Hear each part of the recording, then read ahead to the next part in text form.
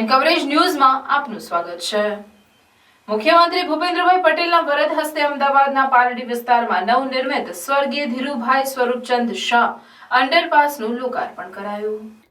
શહેરના પશ્ચિમ ઝોનના પાલડી વિસ્તારમાં આવેલ જલારામ મંદિર પાસે 40 કરોડના ખર્ચે તૈયાર કરાયેલો અંડરપાસ અમદાવાદની જનતા માટે સીએમ ભૂપેન્દ્ર પટેલના હસ્તે ખુલ્લો મુકાયો હતો। અમદાવાદમાં વધતી જતી ટ્રાફિક સમસ્યાનો સામનો કરવા માટે લોકસભા ચૂંટણી પહેલા અમદાવાદીઓને સીએમ દ્વારા વધુ એક ભેટ આપવામાં આવી। અમદાવાદ મેટ્રો રેલ તેમજ અમદાવાદ મ્યુનિસિપલ કોર્પોરેશનના સંયુક્ત ઉપક્રમે આ અંડરપાસનું નિર્માણ કરવામાં આવ્યું છે। અમદાવાદ શહેરના પશ્ચિમ ઝોનના પાલડી વોર્ડમાં જલારામ મંદિર પાસે અંડરપાસનું નિર્માણ કરવામાં આવ્યું છે। ધીરુભાઈ સ્વરૂપચંદ શાહના નામે બ્રિજનું નામકરણ કરાયું હતું। ધીરુભાઈ સ્વરૂપચંદ શાહ અંડરપાસનું નિર્માણ કાર્ય આશરે છેલ્લા 5 વર્ષથી ચાલી રહ્યું હતું।